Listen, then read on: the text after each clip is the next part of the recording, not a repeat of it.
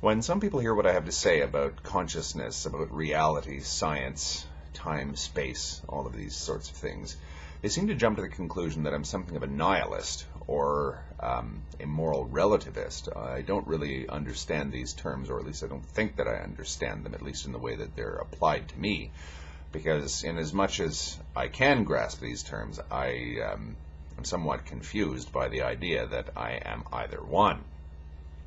I don't believe that I'm a nihilist at all. I might be skeptical, but skepticism is, to my opinion, not nihilism. And moral relativism, definitely not, because my assumption is that moral relativism seems to be that you can twist morality into anything that you want. In other words, you can make something immoral be moral.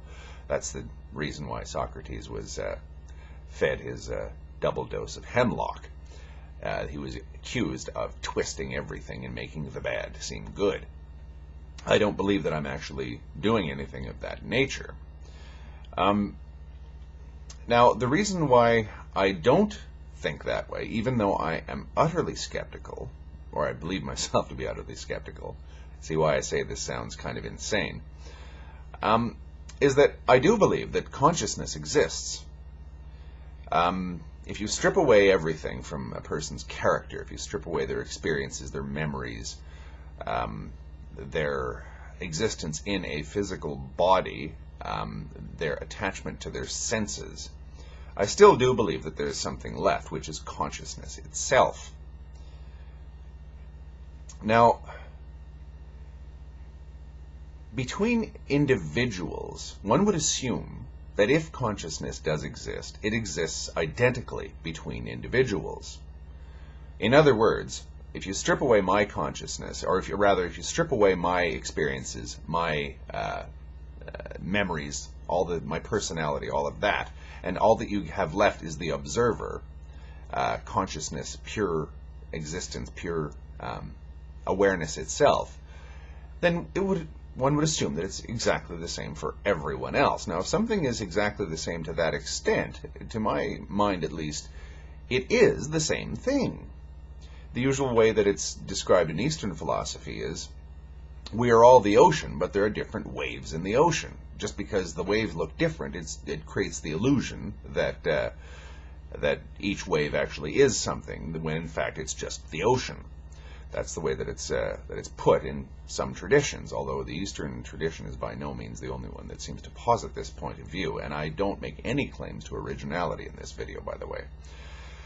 So, if the individual doesn't really exist in either a permanent sense, i.e. we will all die, so we are all temporary, we don't exist in an absolute sense, at least as individuals, but the observer, the consciousness itself, does exist, and if it exists at all, it exists the same way throughout human society. Morality itself becomes a problematic idea to study in the first place, because morality, as far as I understand it, ethics, these things tend to dwell on how individuals relate to each other. Now, if you question the very existence of individuality itself, but you're not questioning the existence of existence itself, or the existence of consciousness itself, how is it possible that people can really interact between each other?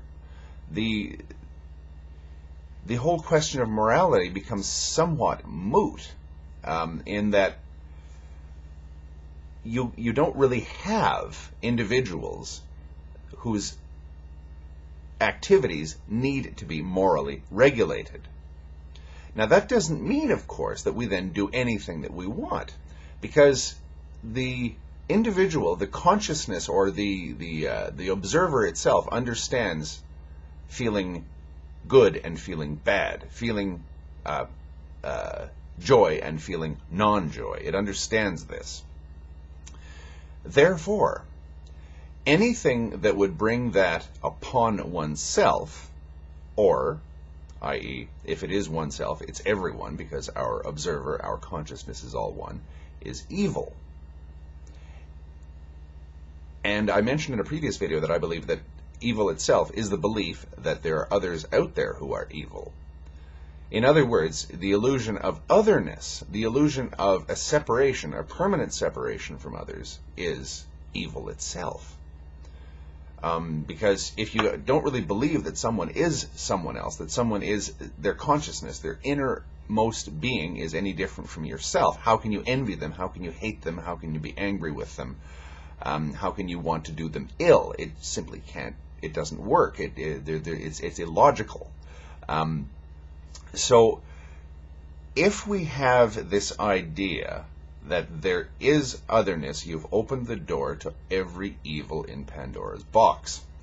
If you believe, or if you know, I suppose, that ultimately consciousness is all the same thing, I suppose some people might call this monism, but I avoid that term myself. But if you believe that all consciousness is one, is all the same, is in the purest sense identical, then it becomes virtually impossible to do evil, or it at least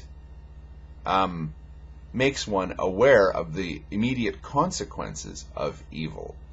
So all of the things that all the religions consider sins, that all the philosophers call immoral behavior, that all the moralists say is wrong, could simply be put down as an error, could simply be put down as the perception that there are others out there when they simply are not. There simply are not.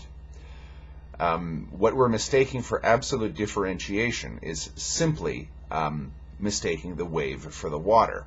Now, I've only just touched scratched the surface of this. It's a very complex and convoluted, or complex because of its incredible simplicity, point of view. And I did admit that it's going to sound pretty crazy, and this is really the best that I can do at the present moment to try and open up this subject, my views on morality. I appreciate anyone who's made it this far into the video. Thank you.